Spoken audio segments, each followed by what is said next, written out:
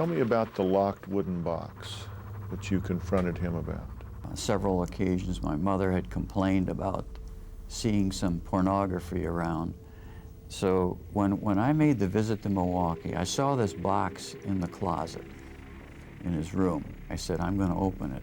And I started going down to the basement to get a tool to open up the box. And he kept complaining that he couldn't even have 1 foot square of his own property to do with what he wants. And I said, I'm going to open it anyway, find out what's in here.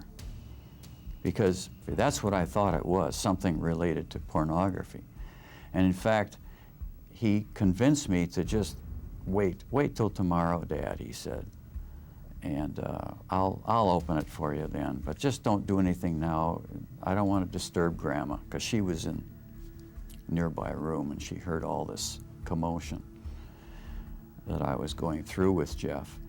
And so I'm in a way I'm glad, but in a way I'm not glad that I didn't press it, because if I would have opened that box and found what was in there, I think I would have lost it. Then the next day he opened it and he said, see, this is what it was. And in fact, he had stuffed some pornographic magazines in there. But we now know the box contained a human head. Yes. And it would have stopped. And I said, well, what would you have done, Jeff, if I'd opened it? And he said something like, the jig would have been up. Just something non-emotional, non-committal. I could have, more lives would have been saved. so, Bob, this is straight from a horror genre script, right? Yes, this is very much a horror movie kind of thing. The big difference is, in horror movies, whether it's Michael Myers or Freddy Krueger or whoever, they kill fictional people, and those fictional people have fictional relatives.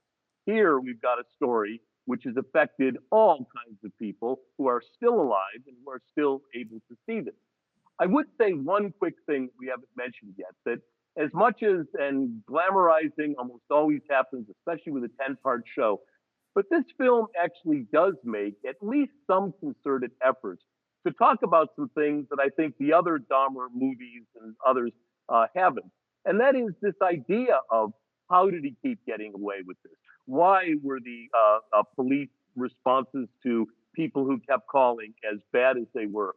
When the Reverend Jackson, or the actor that plays Reverend Jackson, comes in the last half of this series, we do begin to get those arguments of policing issues, of underserved communities.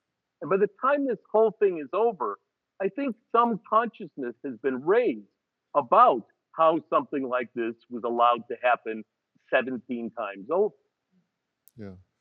And Candace, the naivete of this father of saying, okay, I want to know what's in that box, but I'll give you 24 hours so you can empty it, clean it out, stage it, put something in it you want me to see.